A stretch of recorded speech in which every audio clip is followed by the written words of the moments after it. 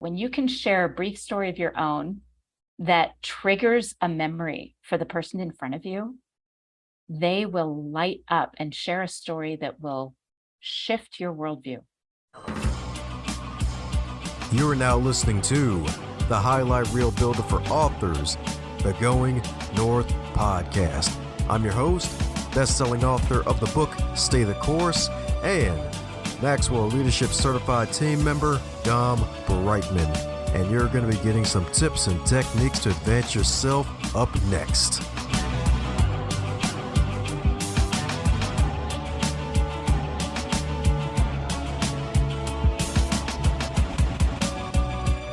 Today's episode is sponsored by the Going North Podcast.com shop. Head over to that wonderful website to pick up some merchandise. We got shirts, hoodies, mugs, t-shirts, flags, notebooks, journals, just about almost everything under the sun, even stickers and buttons indeed for your lanyards and for your decorations as well.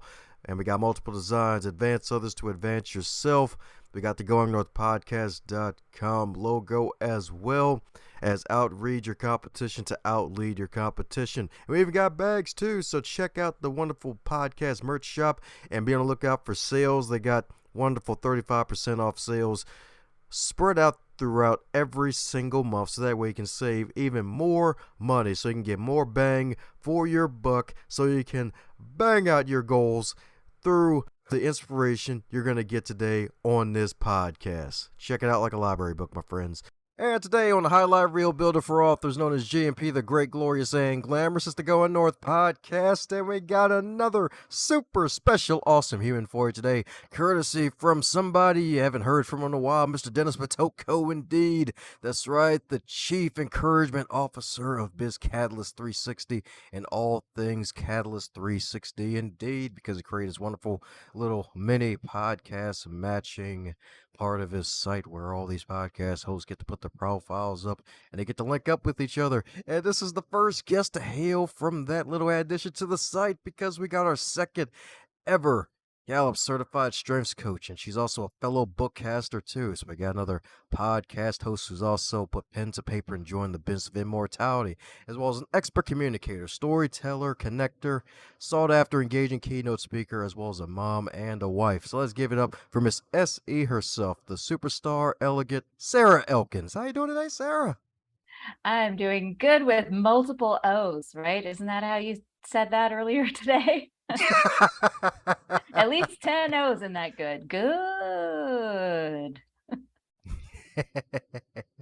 That's right, indeed. That's right. That's the mark of a professional right there. She already knows all my trap doors already. She already listened to the show, so she probably knows all of my tricks already. Except maybe the tree joke. I haven't used that one in a couple hundred episodes. Uh-oh.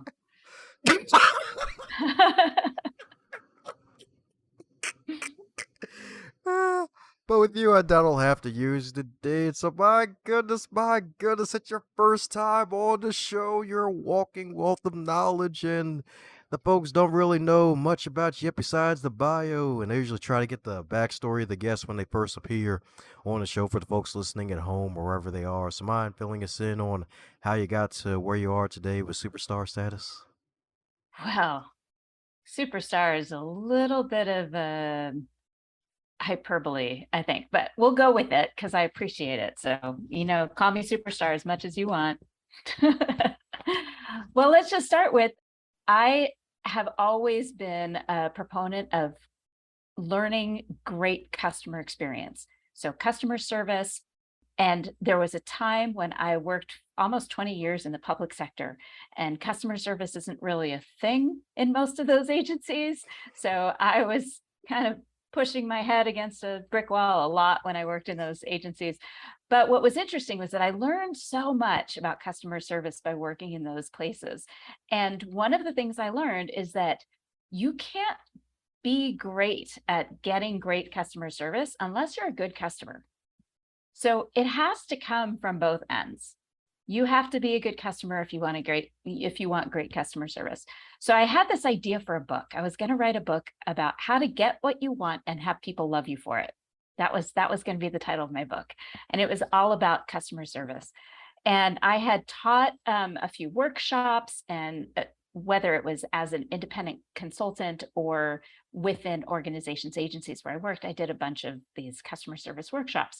So I started blogging about customer service using the stories from my experience as a waitress, as a cocktail waitress, years in working at a library and at the circulation desk, at a gym at the front desk. Like, I've been, that song, I've been everywhere, man, I've been everywhere. That was kind of my thing because you did mention I'm a strengths finder coach, and I have adaptability. So I'm a 2 to 3 year employee is usually how that goes. Yeah.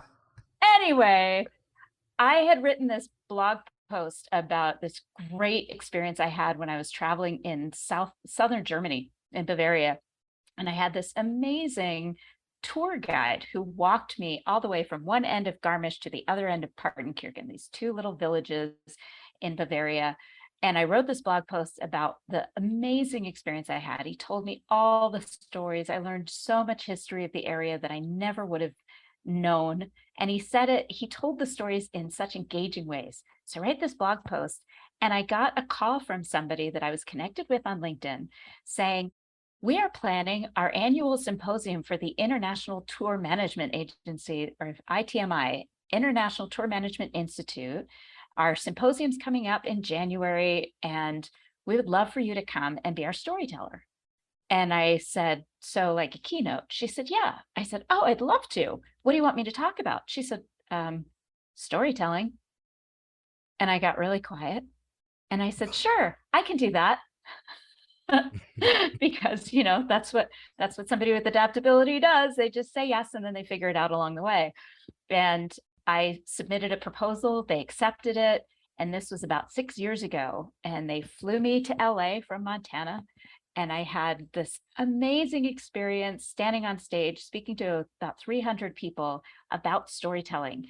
And I'm a very practical person, so everything has to have a purpose, a function. I don't do things just for the sake of doing things. I don't like obligation. None of that fits with me. So when I did my storytelling session, I told a story about my first experience with a tour guide, which was questionable at best. And then I told the story of this experience with my tour guide in Germany. And then I gave everyone very solid techniques and ideas for how to tell their stories, how to be great storytellers. So I had practical guidelines about your body language and tone of voice and what kinds of stories are going to work well. And the key to being a great storyteller, which is story listening, being an active listener, knowing what you can know about your audience ahead of time and watching them for their responses to know when you've lost them or when you have them just in the palm of your hand. And at the end of that, I will never forget this because it was such an honor. One of the men in the room came up to me at the very end and he said, we always have a storyteller at this symposium, but we've never had one so practical. So that's what I do. I help people tell their stories, and I use a StrengthsFinder tool to help uncover the best way for them to share their stories so that it feels right to them. So it doesn't feel like they're trying to tell a story that doesn't make sense for who they are and how they would want to present something about themselves. Ah, yeah, that's what I'm talking about, indeed. That's what I'm talking about, indeed. That's the beautiful thing, too, about being a practical storyteller, because it's like, hey, listening to entertaining, inspiring stories all day is freaking amazing, but it's like, hey, if it's practical, something that you can apply to your own life, that's definitely next level. It's like, hey, I'm inspired to actually do something. It's like a motivational teacher instead of a motivational speaker. It's like I ran through the brick wall. Now I know why I ran through the brick wall. Now I know where to go next. Oh, so many brick walls. So many brick walls.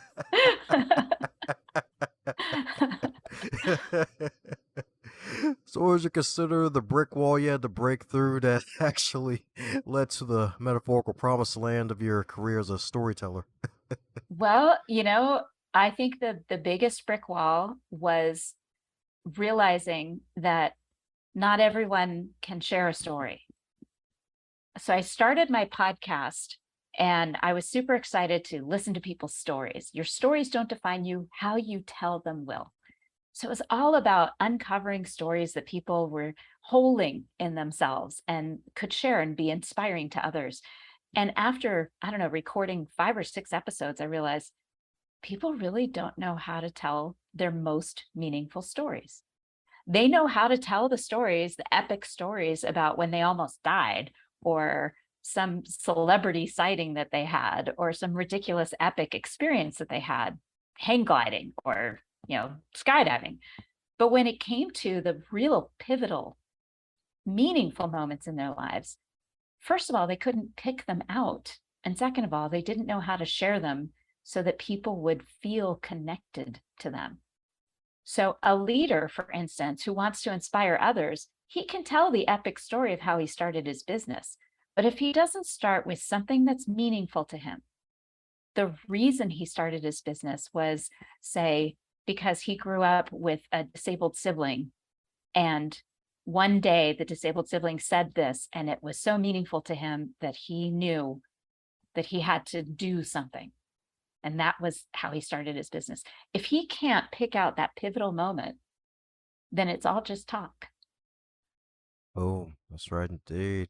Move out the way, Bob. We got Sarah, the storytelling builder, baby. That's right indeed. That's right indeed. She's got these great tools for you indeed. Because that's so darn true. And heck, looking back, I'm kind of guilty of this myself from time to time when telling certain stories. Because like sometimes you just go in the story, you just tell the story, talk using word pictures, but never the actual pivotal point, the why of the meaning of the story. Sometimes it's like, oh yeah, tell the story but make a point. But it's like, hey, can you share it so it's like, hey, they can connect more and resonate with it?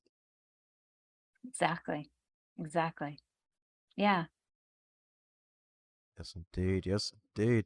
So, my goodness, so you got this wonderful certification of Strengths Finder. You're the second one on the podcast, which is freaking amazing. The first guest had a super special, awesome journal. Sounds like you help folks dive deep inside and have their own metaphorical toolbox of stories, whether they need them or not, as a communicator and a leader, even though that would give them a freaking edge and a bonus above the rest. So, my goodness, so what led you to finding strengths as your coaching certification of choice? That is such a good question, Dom, because as I mentioned before we hit record, I was never a fan of assessments. I took Myers-Briggs, I took DISC, I had seen them all over the decades of my career and in college. And I always just thought they were really self-limiting and labeling. So I noticed when I would see somebody's label of the 4 letters coming from Myers-Briggs, that I, is it an I or is it an E? Well, are you always an introvert or are you always an extrovert? I mean, all of us are somewhere on the spectrum of that line, right? And there are times when I'm feeling very introverted and I just want to go home and snuggle up on the couch and watch a cool foreign detective show, right? And then there are other times where I'm singing in my band and I am the most extroverted person you will see in your life when I'm performing and having fun like that. And I'm gaining energy from the audience. So when I started looking at certifications, I was ready to go solo from my last position in public sector. And I had an MBA, but I knew that that wasn't going to be enough to get me back into the public sector as a consultant to help people improve communication in that environment.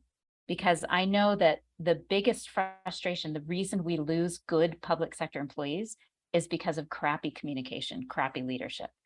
And I really wanted to help people like their jobs again because Mm. I always found purpose in my work in the public sector. I wasn't always encouraged in that purpose, but I always found it. And I wanted to bring that back. So I knew I had to have some sort of certification beyond the MBA that was going to get my foot in the door to guide these people toward better communication and longevity at work. And I looked at a few different ones and I took a few. And then my friend Tom Dietzler gave me a gift of the StrengthsFinder book and the top 5 assessment. And because it came from him, not only did I take it, but I actually read the book. It wasn't just, oh, yeah, that's right. That's accurate, which most of these things are really accurate. I mean, if Google can predict your behavior, so can these assessment tools, right? So I mean, really. So I knew it was accurate mostly. And I remember thinking, okay, it's accurate. Now what? Where's the practicality? Where's the application? Because as I mentioned, I'm a very practical person. And because it was Tom who gave it to me, I read more of the book and understood the power of how it's presented, how the results from StrengthsFinder are presented. Basically, what it says is, this is your magic. These top 5 or 6 ways of approaching problem solving and relationships, this is the stuff that comes so naturally to you. You are so good at it that you don't even know you're doing it half the time. And if you can hone in on those and start to understand them and use them with intention, you can move mountains. So here you have these ways of thinking. It's not a label. You're not an introvert or an extrovert. You are somebody who has woo, which is winning others over. You're charming. And maybe you don't have woo, and so you don't know how to interact with people. You have that awkwardness, but you have these other talents that you can use to look like woo, so that you can approach a problem differently from how somebody with woo would approach it, but you'll still get from point A to point B. You're just going to do it really differently. So I loved the approach. And then once I looked into the training and understood how intensive it was, and that not everyone just gets a certification, you actually have to go to this pretty intensive training. It's very expensive, and you have to keep certified every couple of years, and they test you. And I'm like, okay, I can get behind that, because if I'm going to put my name on this, and I know others have their names on it, I want to be able to trust that they went through the same rigorous exercises that I went through.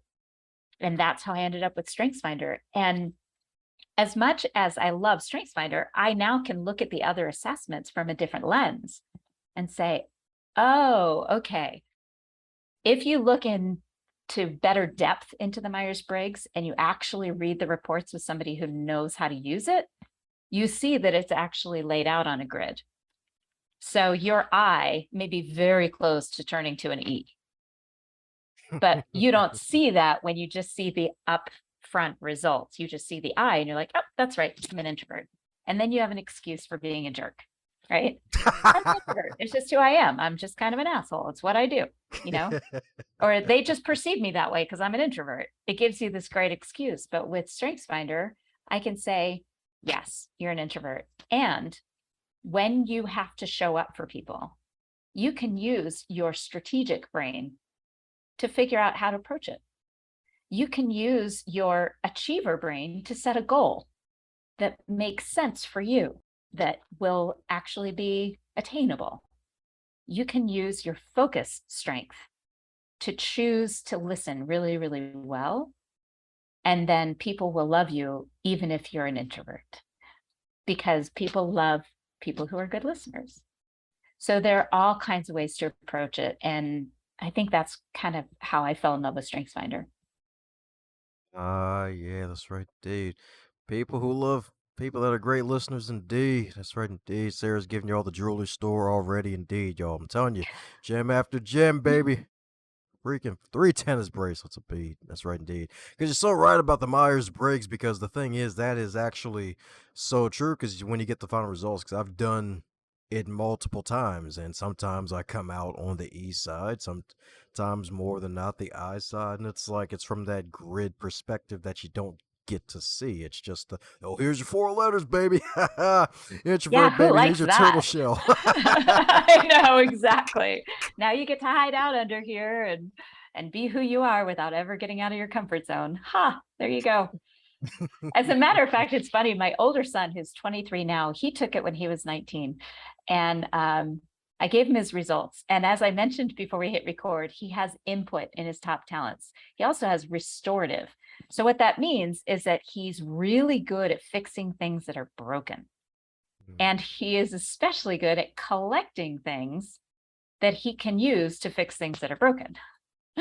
And you can imagine what his bedroom looked like before we understood what his strengths were, because he wasn't being particular about what he was collecting. He was just collecting. That was his thing. It's how he approached problem solving, was to make sure he had everything he needed to solve whatever problem came at him. And that's how he approached it. And when I told him that, he said, well, it sounds like an excuse to me. And I said, Mm. well, yeah, you could use this as an excuse. You could decide your input is just like being an introvert, and you're just not going to put yourself out there to address it or to make sure it's used in a way that's productive and functional. You could do that. Or you could say, okay, I have input. I also have restorative, which means I know how to solve problems. I know how to fix things that are broken. On a scale of 1 to 10, I pick up a 0 and I make it an 8. So you can tell yourself this, and then you can decide what exactly you're going to collect and why you're going to collect it. It doesn't have to be random. It doesn't have to be arbitrary. You can choose. Ah, yeah, that's right indeed. That's right indeed. She's got that deep understanding. Oh, that's right indeed. That's right indeed. So, my goodness, you got this whole wealth of knowledge here, and you decided to put some of it, probably, I don't know, maybe 5, 10% of it into this wonderful book. My goodness, my goodness. So, what led you to join the business of, haha, you even got me tripping up my own words. What inspired you to join the business of immortality? I heard you even published it through a particular way that not many authors know about nowadays. Yeah, well, I did a few things. There are a few reasons I wrote the book. And the first was, remember I mentioned that I went and spoke at the ITMI, International Tour Management Institute's symposium? Well, when I got off the stage, I had a whole bunch of people come up to me. They wanted to tell me their stories. They wanted to practice. And they asked me if my book was for sale at the conference. And I looked at them and said, not quite. It's not quite ready yet. And I walked into the bathroom because I'd had way too much coffee because I was so nervous. And I booked over to the bathroom. And on my way, I'm thinking, shit, now I need to write a book. But then the more I thought about it, the more it started to appeal to me. But in StrengthsFinder, there's a strength called focus, and I don't have it. Out of 34 talents, it's like number 28 or 29 on my list. So I'm not somebody who easily gets into flow, or I don't get into flow state regularly with any kind of routine. And most writers, most professional writers do. So when I was looking up any kind of resources to help me write my book, almost everything recommended routine. And my top talents include activator and adaptability. The word routine doesn't even exist in my language. So I had to I had to coach myself. Okay, Sarah, if you were coaching somebody with your talents to write a book, what strategies would you come up with together? And that's how I ended up writing it. But when I was ready to write a book, it was because of the same reason I got into coaching people for storytelling. It was because as I was hosting this podcast, realizing that people didn't know which stories to share or how to share them or with whom, I realized that there was a book in me. So it's full of exercises and worksheets. So people end up not only reading my stories to generate their own memories, which we all know this, right? When somebody's telling us a story, our own story pops into our head and we can't wait to share it. So that's the concept of this book. I tell stories with the intent of unlocking the story of the reader. And then they have this story portfolio worksheet that they get to work through as they're reading my book. It's separated into parts. There's a chapter on your internal messages because most people don't realize that the stories they tell actually affect their identity. How you tell the story of the bully from 4th grade will affect and impact who you are in terms of your confidence and your ability to make friends. So the first section is on internal messages. There's another chapter on connecting with others through storytelling. There's a whole storytelling at work section for interviews and networking. And then there are all these worksheets. And I even threw in an analogy because I love analogy and storytelling. But that's why I wrote the book. I really wanted people to be able to do this without having to hire me as a coach. I wanted to scale that message because it's so important. It's critical, especially the internal message part, because you can tell the story from many different perspectives. You get to choose. And that's why I wrote the book. Boom. That's what I'm talking about indeed. She scaled that message, y'all. That's right indeed. That's right indeed. That's right indeed. So if you can't afford the full Sarah Elkins experience, you can snag some copies of this book, y'all. I'm telling you right now. That's right indeed. Might as well add eloquent indeed for Elkins, y'all. That's right. For eloquence indeed, because she's got the eloquence going indeed. That's right, indeed. My goodness, my goodness. And it's definitely powerful indeed. I love that you mentioned analogies because analogies are freaking amazing. It's actually keeps things really interesting too. It's kind of like the classic 1 foot tall brick wall that sometimes gets heard from folks who been around me long enough to cooler than 5 cucumbers. Oh boy. Well, tell me about this 1 foot brick wall. Is this the thing that you either trip over or you step over? I mean, because I could just see myself face planting on it. So I'm kind of clumsy. Well, that's a new fact I didn't even know about you. You being clumsy with all the wonderful life that you're living right now and all the stories you've acquired. But hey, the 1 foot tall brick wall, just saying that life is shorter than a 1 foot tall brick wall. Just the shortness of life. That's all.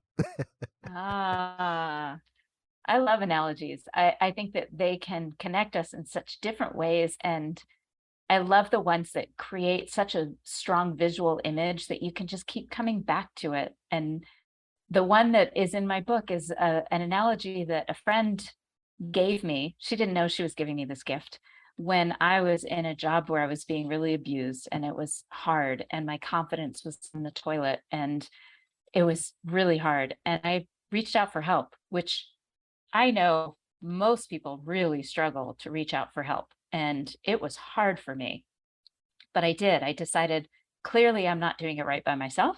So who can I call on? What are my resources? And I reached out to one woman and I was telling her my frustration. And she said, I totally feel you. She said, sometimes I feel like I'm driving down the highway, 70 miles an hour, and there's one of those car carrier trucks in front of me. And all I can imagine is that one of those cars is just going to come flying off the back of that truck onto my car. Ooh. And of course, my heart rate goes up. I can feel myself being in that car, looking at that car carrier. And I realized it was a perfect analogy for what I was going through. When you get stuck behind a semi and you're on a 2-lane road, and I live in Montana, so there are a lot of those. That happens a lot here. And in my analogy, the driver was my boss.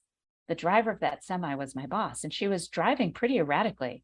But the worst part was that I was so close up to the rear of that truck that I was making her even more unpredictable and even more uncomfortable because I was right up there in there and the dirt and dust is hitting me in the windshield and I can't see anything.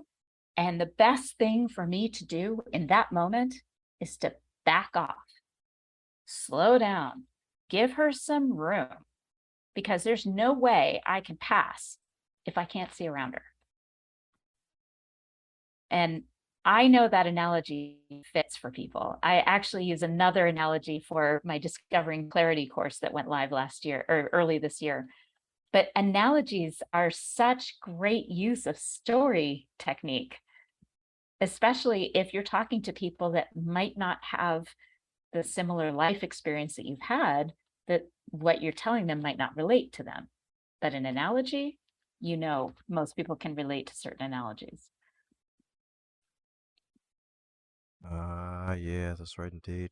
Definitely true, especially with that wonderful semi truck analogy. It's a darn good one indeed. It's amazing how just random discoveries can come your way just from living your daily life. Yes. Well, I refer to that still every once in a while when I feel like I'm stuck. I'll say to myself, okay, Sarah, what is your semi right now? What's the semi that's keeping you from passing? And if you can't identify it, then you can't fix it. Oh, that's right indeed. That's right indeed. What's your semi, y'all? That's right indeed. Powerful knowledge. What's your semi indeed? That's right indeed. If you are behind the semi right now, for real, well, you know what's really going on. That's right indeed. That's right indeed. That's right indeed. And you did that for yourself in multiple ways. It's actually kind of interesting with your one of your main strengths of adaptability, able to get this book done. In addition to that, you too, like me, are in the 5 years of podcasting category. So you got to give Yep. yourself more credit than you do. Well, I give myself credit for creating a community of support because I couldn't have done it by myself. And I will give myself credit for being the kind of person that knows her resources and builds strong relationships where I can contribute and they contribute back. And I will absolutely take credit for building the community of support that I have. And I am eternally grateful for it. So it's Neil Hughes has been my editor and publisher of my podcast for all of this time. And he is magic, that guy. So yeah, I've been doing it. I'll take credit, but he's kept me accountable. And that because I don't have the StrengthsFinder comes in 4 domains, kind of like Myers-Briggs, but one of those domains is executing. These are people who get stuff done. And I don't have anything in the executing domain. So I know that's my blind spot. And I had people like Neil to help keep me accountable. So yeah, I'm not magical in any way. Other people aren't magical. The only thing I know is that I've surrounded myself with the right people who I care deeply about, and they make my success possible. Ah, there we go. That's right, indeed. She's modest too, and that's what I'm talking about, indeed. Well, since you've been podcasting so long, I got to ask one of these random obligatory questions of fellow podcast hosts. So, what would you already dropped a major line of really showing gratitude to those who help keep you accountable. So, are there any 3 major lessons you learned from these 5+ years of podcasting? Oh gosh, it would be hard to narrow them down, but I'll try. One of them is exactly that lesson, that if you know your blind spots and you are smart about surrounding yourself with people who will support you and who you can support, you can move mountains. You have to know those things about yourself. Another thing I learned through podcasting is that everyone has interesting stories. Sometimes it's harder to pull them out of the person. Sometimes it's really hard. It's like pulling teeth. And yet, when you can do it, when you can share a brief story of your own that triggers a memory for the person in front of you, they will light up and share a story that will shift your worldview. And it's phenomenal. So one of the best things that I feel about my podcast is that I don't look for big names to interview. I have interviewed some big names. I interviewed Bob Berg, who co-wrote, oh, you know who Bob Berg is. Yeah, he co-wrote the Go Giver. And I've interviewed some amazing musicians like Terry Roach and Kenny Aronoff and Duke Robillard, who's like a world-class blues musician. And I have loved every moment. I'm not going to lie. I've loved every moment of interviewing people that I have this profound respect and admiration for. And yet, it's the woman, Michelle Talbert, that I randomly met on LinkedIn that I am still in contact with, who has phenomenal entrepreneurial stories and skills. And she's in Florida. I'm in Montana. We've never met face to face. And she is an amazing human. There's another woman that I met out in Denver, Shakita Yarborough. And she's in Denver, but we met at the Atlanta airport. We happened to start talking. And I thought, oh my gosh, you'd make a great podcast guest. So I'll just leave it up to those 2 biggest lessons that I've learned by hosting this podcast is that when you meet somebody and you just listen and you figure out how the connections are being made, everyone has at least a dozen very cool stories to share, even if they don't know it yet. Ah, excellent. You heard that right, folks. Everybody's got a dozen good eggs to share, y'all. That's right, indeed. That's right. Absolutely. Each egg is a story, no matter what the shade. That's right, indeed. That's right, indeed. 50 Shades of Story. Oh, now you're just aging us. No, there are listeners who don't even know that reference. It's like referring to Monty Python or Strange Brew. Cobb and Doug McKenzie. I don't know if people even have any clue what that was anymore. Hey, it's all good. It's all good. It'll be relevant in my head at least. Well, It's I want to turn this around just for a second. I know we're kind of hitting the end of our time to record, but I want to turn this around just a moment because when I listen to your podcast, I know that you started by wanting to interview independent musicians and authors of books that you enjoyed. I know that that's why you started it. And I'm so curious about what the transition was. Who was the person that you wanted to interview that was neither of those things that you're like, I still want to interview them, even though it doesn't quite fit? What's that story? let's see here. If there was a person who didn't fit either, well, the qualification is to have a book published. So, someone who didn't have a book published, that's a darn good question because I never thought of anybody. Let's see here, because I got my dream 45. Yeah, 45, I believe. Wow. Since I've interviewed, yeah, I think the list is originally 50, but I think I was able to get at least 5 of them on here. One guy that I think,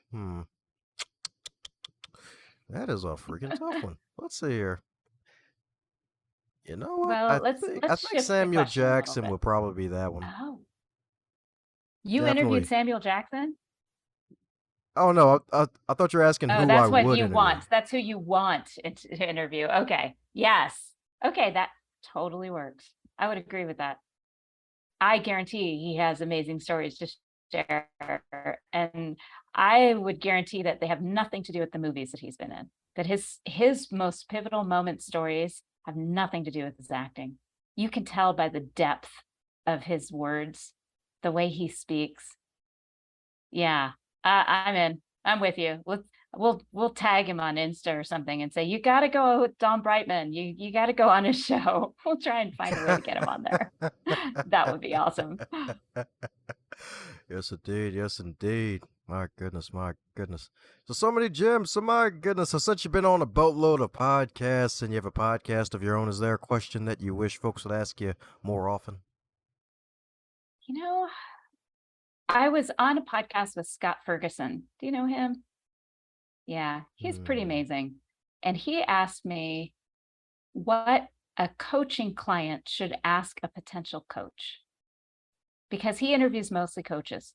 And I have heard such sad stories about people who hired a coach, spent a whole bunch of money, and didn't feel like they got anything out of it. Hmm.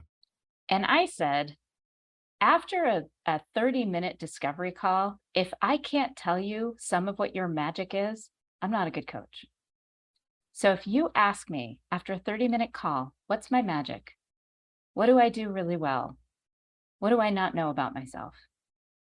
And if I could give them an answer that feels right, it feels like something they could work with, then that's a good sign.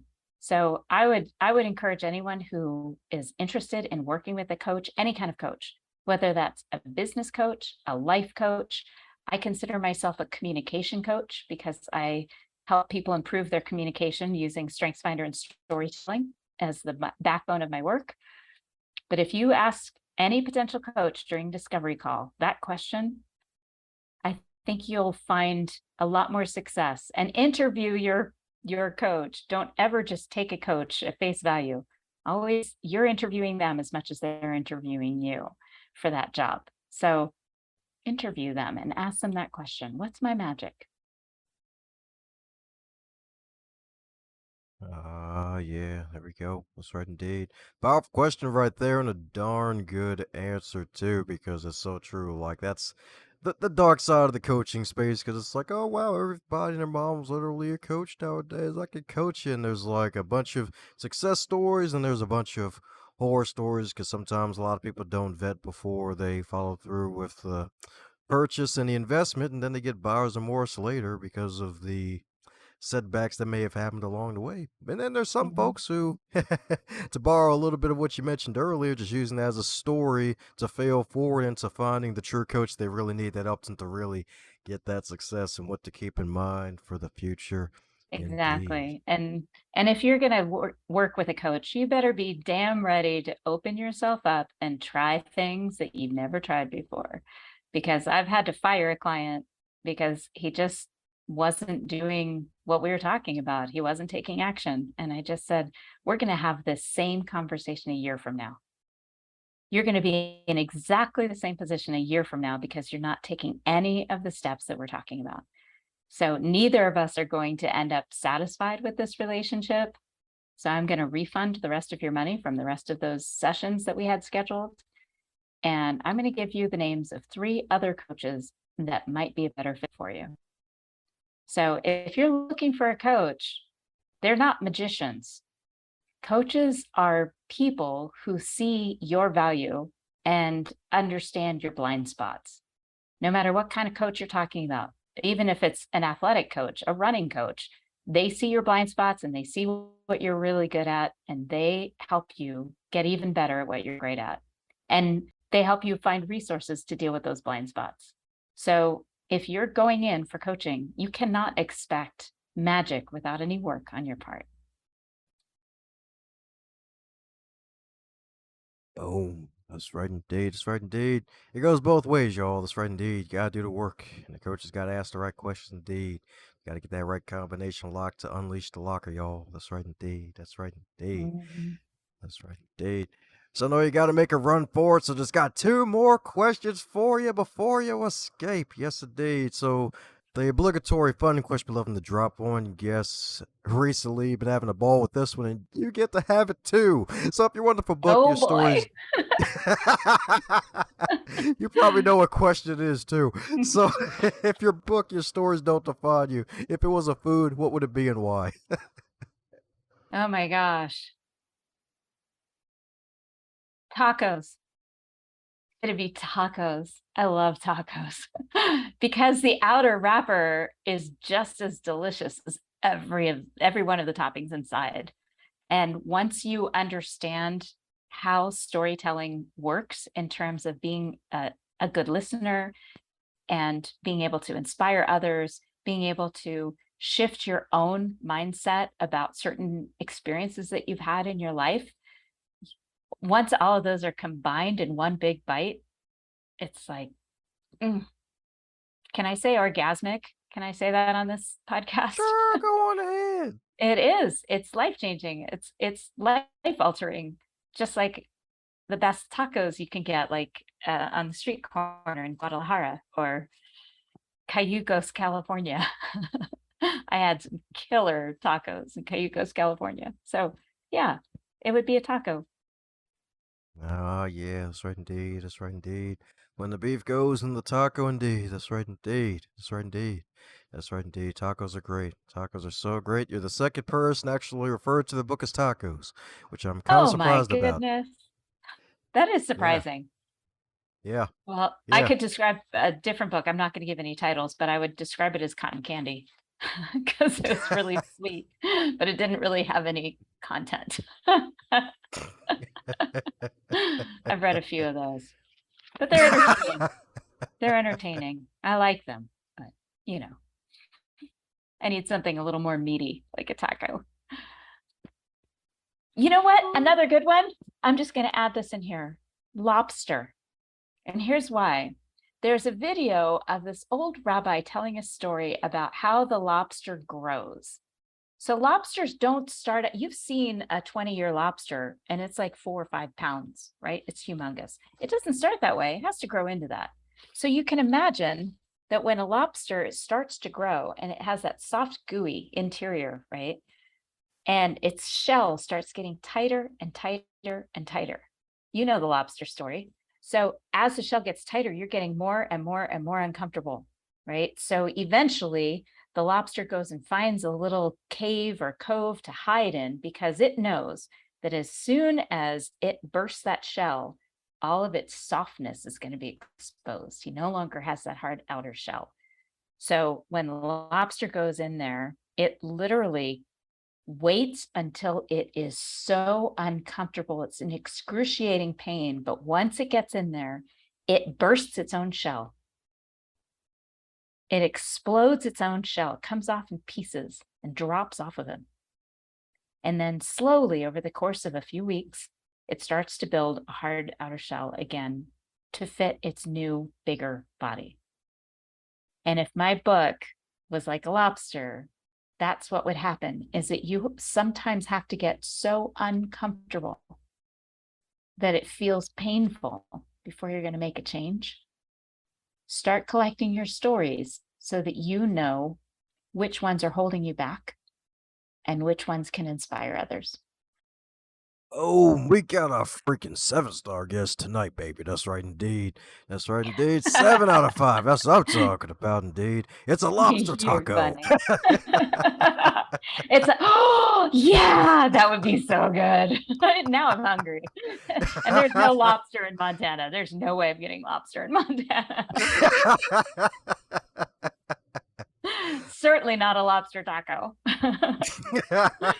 Yum. That's right. Left one shell, dropped into another. Crunch, crunch. That's right. One's crunchy, one's just gonna break your teeth.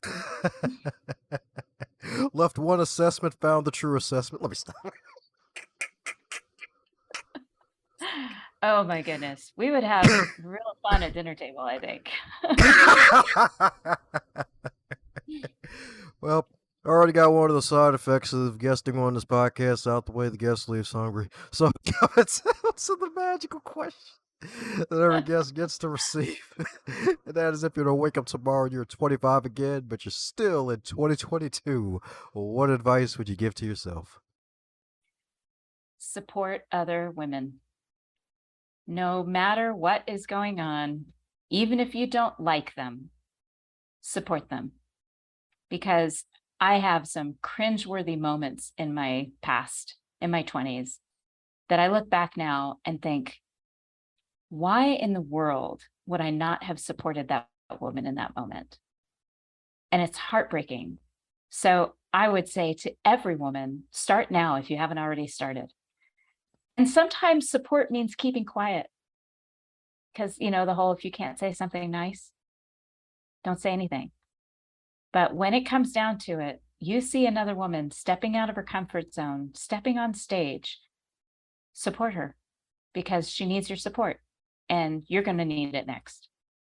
And the reason that pops into my head is that years ago, my son is 21 now, but he was about 6 years old when I sang the national anthem at a AAA baseball game here in Helena, Montana. And we had a wildfire start that afternoon. And here I was about to sing with smoke starting to fill the air. And I started to sing the national anthem. And I hit that high note, land of the free. And I hit it, but not very well and not for very long. And then I finished with a flourish. People clapped, but as I walked off the field, the guys in the dugout did not come up and high-five me like they usually did. I felt like I was, 2 feet tall. And I'm not that tall to begin with.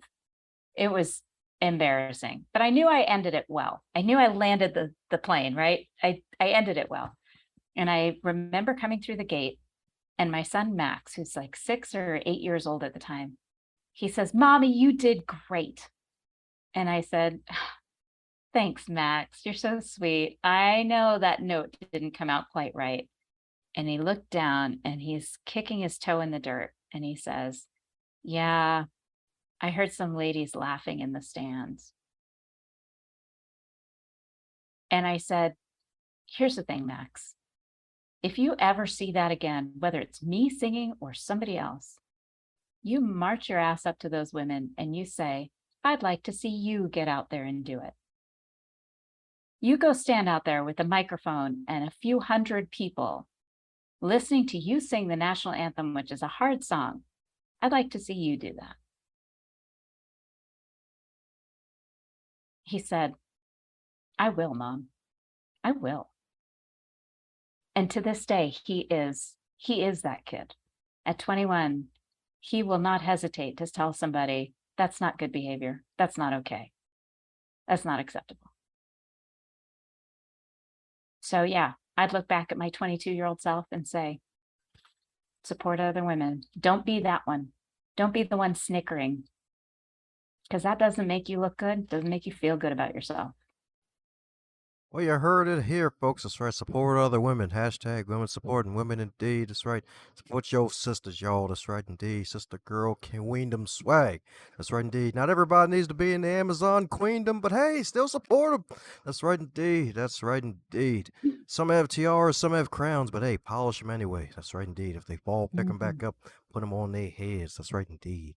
That's right indeed. You heard it here, folks. That's right. Support your fellow women. Support your fellow comrades, y'all, because that is so what we need. Encourage one another indeed. That's right. Encourage your Elkins, baby. That's right indeed. So my goodness, you're definitely welcome back on this show anytime. And for those who need to have you in their life as a coach or need to follow you in your journey in the meantime before appearance number 2, what's the best way for folks to do just that? Well, the simplest way is to go to elkinsconsulting.com. That's the easiest way to find me. You can see a list of where my podcast can be found. You can buy my book. You can buy my audiobook that I recorded myself here. And I included 2 bonus tracks of me singing in my living room with my band because it was 2020. We couldn't go to a studio. So that's kind of cool. And please connect with me on LinkedIn. Let me know you heard me on the show. And connect with me on LinkedIn. My tagline on LinkedIn is "The smile is free." Yeah, that's right. The smile is free indeed. That's right indeed. That's right. So reach out to the sensational, smiling, eloquent Sarah Elkins herself, baby. That's right indeed. Follow her on the LI, the LinkedIn indeed. That's right indeed. Cop all sorts of copies of a marvelous book and audio book indeed. You get to take her voice on the go in more ways than one, baby. That's right indeed. So do just that and keep up with all the stuff that she's doing and check out her wonderful online course as well. Affordable. It won't put a big old hole in your pocket. That's right indeed. That's right indeed. You'll just have to sew a small pocket, not the whole pocket. That's right indeed. That's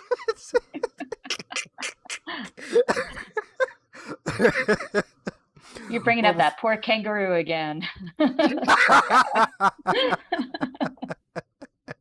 That's right. I have pouches of puns, y'all.